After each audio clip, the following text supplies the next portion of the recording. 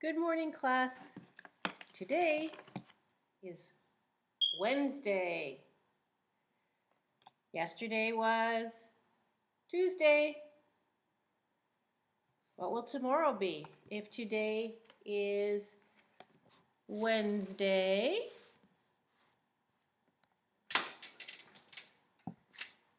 of course, tomorrow will be Thursday. What does Thursday start with? TH. Remember when we put our tongue at the front of our mouth for T and H together? Say for Thursday.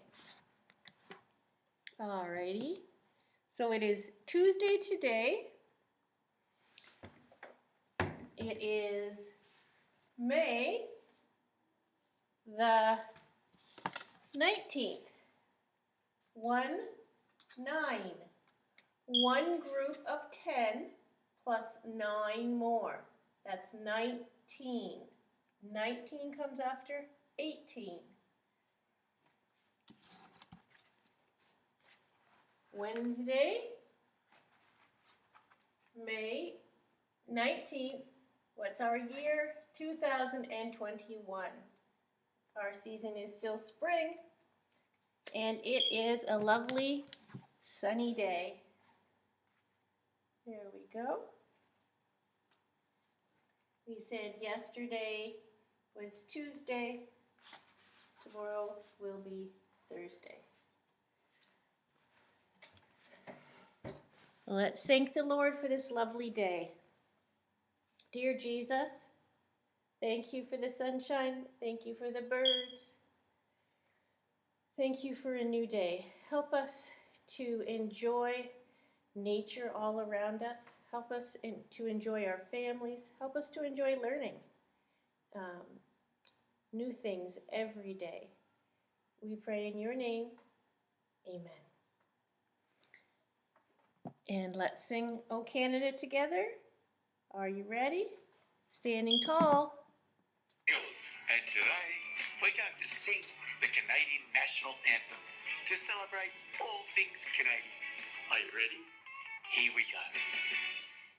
Oh, Canada, our home and native land, true patriot love in all of us command.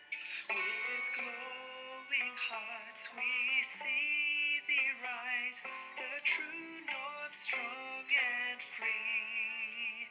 From far and wide, oh Canada, we stand on guard for thee. God keep our land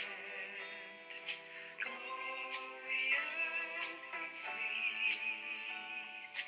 Oh Canada, we stand on guard for thee. Oh Canada, we stand on guard for thee.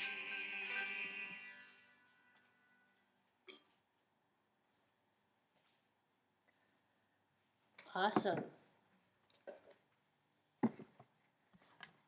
What did we say the word acceptance means? It means to include everyone, even when they're different than us, right? Are we all the same? Would it be interesting if we were all the same? It would be kind of boring. If all the flowers in the flower garden were the same one, if they were all tulips, or if they were all dandelions, or if they were all roses, that wouldn't be very much variety. That means there wouldn't be much to look at, just one thing. So God made a world where we are all different, and there's lots of different beauty around us in nature and in the people around us. We don't want to be the kind of person who says, I only want to get to know someone who's like me. We want to get to know everybody and have as many friends as possible, because we can all learn things from each other. We're all good at different things, and we all know different things. So accepting means including everyone. It's not always easy to include everyone because sometimes people are grumpy or hard to get along with. But Jesus wants us to pray for other people when they're difficult to get along with. And he wants us to have a kind word. And he wants us to give people a second chance and not just walk away and never try to be their friend or try to get to know them. So that's what we're talking about this week, accepting those who are different. And that's what your Bible story is called today, accepting those who are different. It's about two interesting men. They were both smart, kind men, but they were different and they had never met each other before. And Jesus asked one of them, Peter, to go meet someone named Cornelius. The two men are Peter and Cornelius. And Peter and Cornelius had never met each other before. They didn't really know anything about each other. And Peter could have said, "Oh, Jesus, I don't know Cornelius. I've never met him. He might not be a nice person. Why do you want me to go meet him? I don't know him. I think I'll stay here where I feel comfortable." But no, he knew that if Jesus asked him to do something, it was a good thing to do. So you read about that and see what happens when Cornelius and Peter meet. And our verse that helps us to remember to love everyone is found in Matthew chapter 22, verse 37. Love the Lord your God with your heart, with all your soul, and all your mind.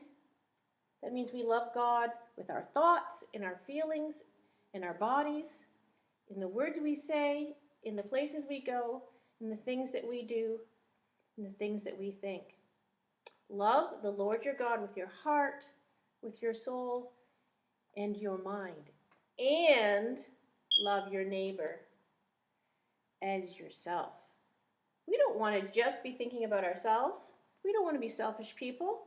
And if we want others to treat us with kindness, we need to treat others with kindness. We need to get to know other people who are different than us and say, yep, that person needs a friend. I'm going to get to know them because I can learn from them and they can learn from me. All right. Matthew 22, verse 37. Love the Lord your God with your heart, with all your soul, and all your mind, and your neighbor as yourself. You go ahead and practice that so that you're ready to say it all by yourself on Friday.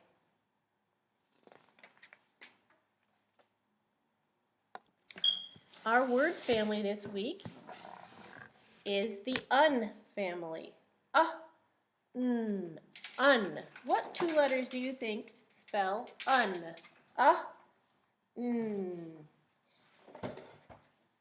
Say them out loud. What two letters? If you said U and N, you are correct. U and N spell un. Un. What letter can we put in front of un to make a word? What about B? What would that spell? B-U-N. What does B say? Remember baseball bat? B-un. B-un. Bun. Bun. We put them together, we have bun. What's another letter we could use? What about F? I hope you have lots of un today. F-un. F in front of un is fun.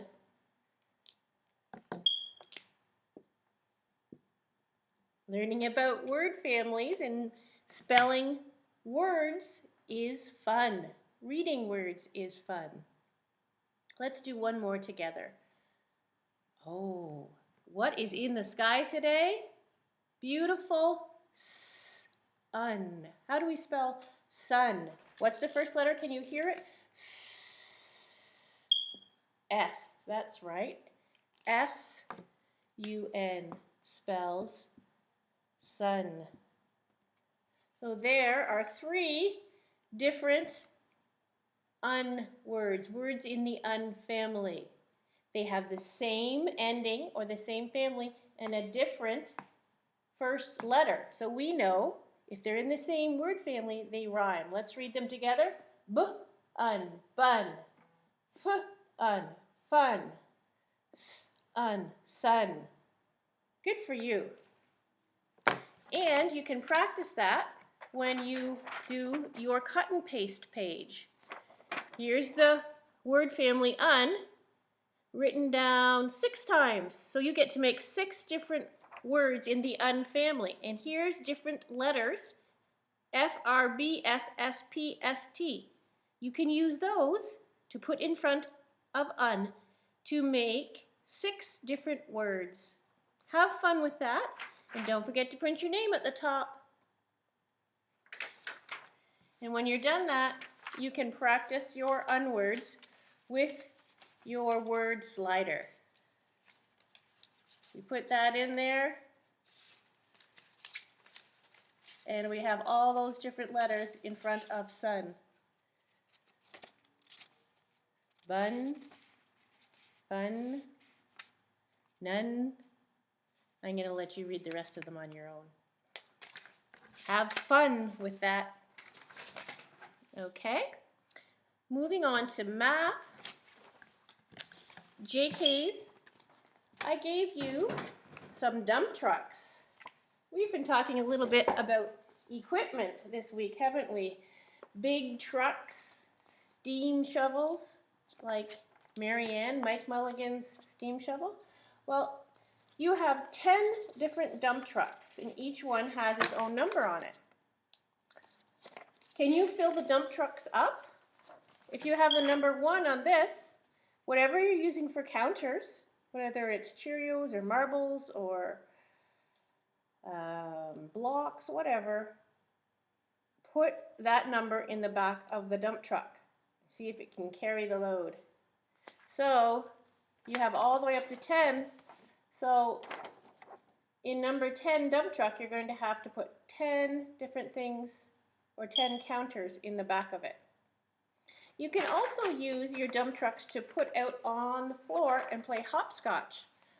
Jumping from number to number, you can practice adding. If you jump on the numbers 1 and 3, you could add those together. And what would 1 plus 3 equal?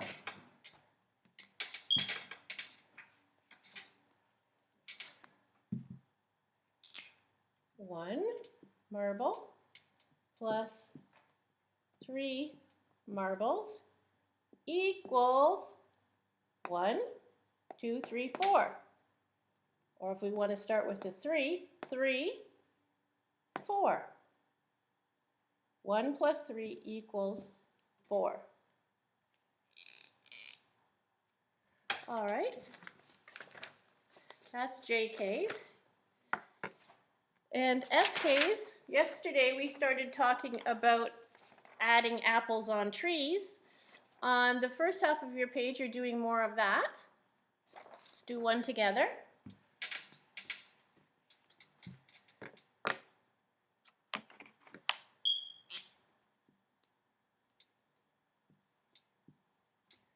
So let's say we have 5. Now, they haven't put the apples on the trees today. They've just put numbers.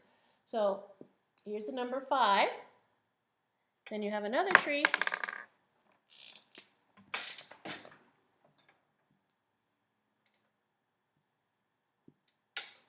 And it has the number 2. So 5 plus 2. So you have to draw the apples on the other tree. They put a number on the first tree. You have to draw the apples on the second tree. So it says 2, so you're going to draw 2 apples on there. Now, down below, in the box, you have to say what it equals.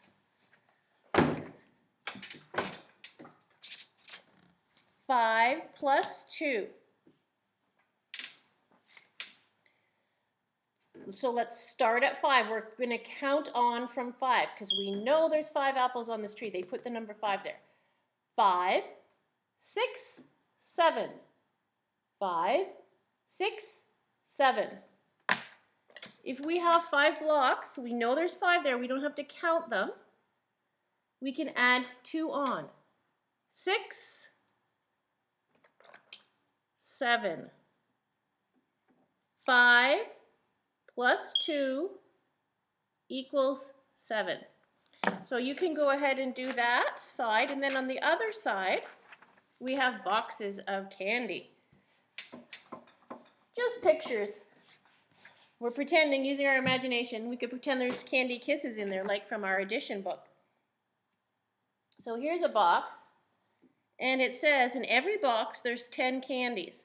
So we can't see them because the box is closed and we don't have x-ray vision. We can't see inside the box, but we're imagining that there's 10 candies in there. I'll just put the dots. 1, 2, 3, 4, 5, 6, 7, 8, 9, 10. Now it says, there are 10 candies in the box. Draw more candies. How many are there altogether? And the math sentence is 10 plus 2. So 2 more candies.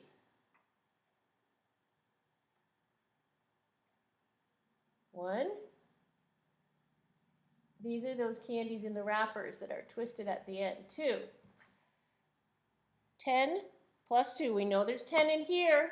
We don't have to count them. Let's rub the dots out because we can count on from 10. 10, 11, 12. 10, 11, 12. 10 plus 2 equals 12. One group of 10 in the box plus 2 more candies. One group of 10 candies is in the box plus 2 more. That's what the number 12 means. One group of 10 plus 2 more. So, if we have 10 blocks, that's how many candies are in the box. 10. We don't have to count them. We know there's 10 in there. Plus 2 more. 1, 2. We have 10 strawberry candies in the box and 2 blueberry candies outside the box. 10 plus 2. 10, 11, 12. One group of 10 plus 2 more. That is 12. So you can go ahead. That's called counting on. We start at the number that we know and then add on however more we have. You can do both sides of that page for your math SKs.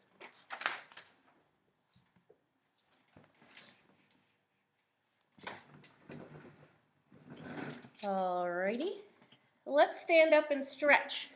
Do you remember the song, The Grand Old Duke of York? Ready to move up and down? They couldn't decide whether they were up or down. The Grand Old Duke of York, he'd had 10,000 men, and when he marched them up the hill, he marched them down again. That's a lot of men, 10,000. And when they were up, they were up. And when they were down, they were down. And when they were only halfway up, they're neither up nor down. A little bit faster this time. The Grand Old Duke of York, he had 10,000 men, and when he marched them up the hill, he marched them down again. And when they were up, they were up. And when they were down, they were down. When they were only halfway up, they're neither up nor down. The Grand Old Duke of York, he had 10,000 men, and when he marched them up the hill, he marched them down again. And when they were up, they're up. And when they were down, they're down. And when they're only halfway up, they're neither up nor down. Can we go even faster? Okay, get ready. Now they're jogging. The Grand Old Duke of York, he had 10,000 men, and when he marched them up the hill, he marched them down again. When they're up, they're up. When they're down, they're up. When they're only halfway up, they're neither up nor down. Whew, that's a tongue twister when you get going that fast. My heart is beating. Is yours? Remember, that's a good thing when our heart's beating, because it's pumping fresh oxygen into our body, and that helps us think better. Whew. But it's time to relax now. So let's sit down and enjoy story time. This book is called Round the Garden. It is written by Omri Glasser, and it is illustrated, or the artist is Byron Glasser. So this time of year is a beautiful time of year. Flowers are growing in the flower gardens, and we can start to plant our vegetable gardens. It's a beautiful time of nature, and this book has beautiful pictures of things that are growing.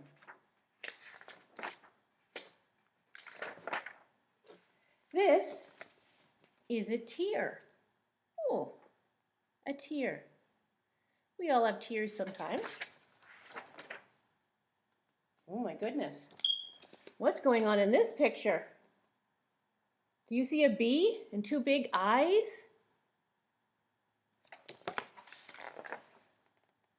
The tear made a puddle. Do you think that someone was crying because they got stung by the bee? Well, there were so many tears that they made a puddle. Oh, it looks like the puddle turned into a pond, and some animals and people are having fun in that puddle, jumping in the puddle. I know you like to jump in puddles because I've seen you. What kind of animals are there? Do you see a dragonfly, a bluebird, puppy dog, some duck feet? Can you see the duck feet? A snake? What else do you see? A turtle? Butterfly? A ladybug, if you look really closely? Oh, there's a groundhog popping up from his den.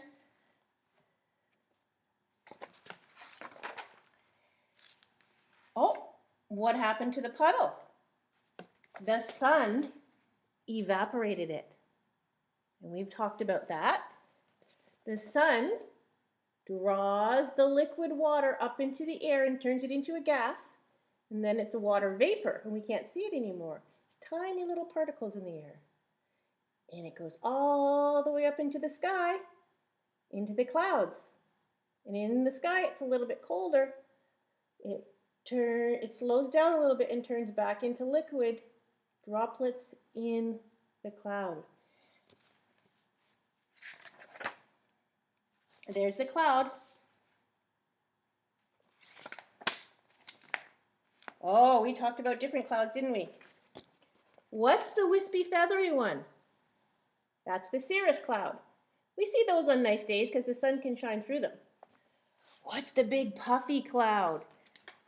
That's the cumulus cloud, where you lie on the grass and just imagine what shape it is on a beautiful day. What about the lower cloud? It's a little bit darker and grayer.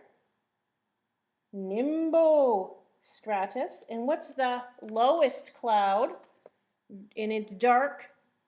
Stratus. That means a storm is coming.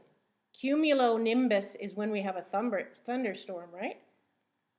And you can see the storm clouds are lower in the sky because they're getting ready to drop that rain and maybe some thunder and lightning.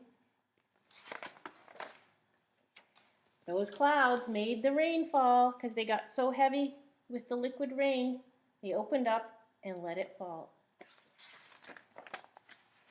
Oh, which filled up the ponds and the lakes, which made all the little animals happy, and the plants and the grass, and the children. Oh, do you see the froggy there? And some little insects on top of the water. So a tadpole. You have to look very closely. See the tadpole? Oh, and it also made the plants happy because it watered the garden. There's the beautiful garden with all the plants starting to come up because they've gotten sun and now they're getting rain. What kind of vegetables do we have here? I see tomatoes, and carrots and corn and lettuce.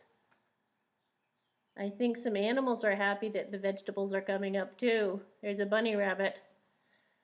Last year, the bunny rabbits ate the tops off of my beets, and I had to replant them, and then they ate the tops off again. So that's why the scarecrow is there, to scare away the animals that might want to eat the vegetables. And the rain made the onion grow. There's a close-up picture of an onion growing. It needs sunshine and rain, and remember, the green leaves like carbon dioxide because that helps them make food. And when they grow, they give off oxygen, which we breathe in. We like the oxygen, we breathe out the carbon dioxide, and the plants like the carbon dioxide. They need sunshine, rain, and carbon dioxide. And the onions made the gardener cry. When you cut onions, sometimes the juice from the onion makes your eyes sting a little bit, and that sometimes makes tears come, not because you're sad, just to wash away the juice from the onion. Because there's the gardeners, and they actually have smiles on their faces. They look very happy with all the things they've grown from their garden. But there's tears coming out of their eyes. So that's where their tears came from the beginning of the book, maybe. Maybe it was the bee that stung the gardener, or maybe it was because the gardener had just cut some onions to put on his hamburger or in his salad. See the onions in the salad? And maybe his eyes were watering. You can see them. What kind of vegetables do they have there from their garden? Can you see the carrots and the radishes and the onions in the salad? And the corn on the cob? And maybe there's strawberries in that pie. So many beautiful, delicious vegetables and fruit that come from nature. Isn't God good the way He made nature? We can grow beautiful flowers. We can grow yummy vegetables. There's beauty all around us in the world. So I hope that you get a chance to plant some vegetables and gardens this spring, or some flowers. And we might just get a chance as a class to plant our own seed. We'll talk about that a little bit more next week. But right now it's time for you to hop up, get outside and enjoy that nature and run around in it. I'll see you tomorrow. Bye.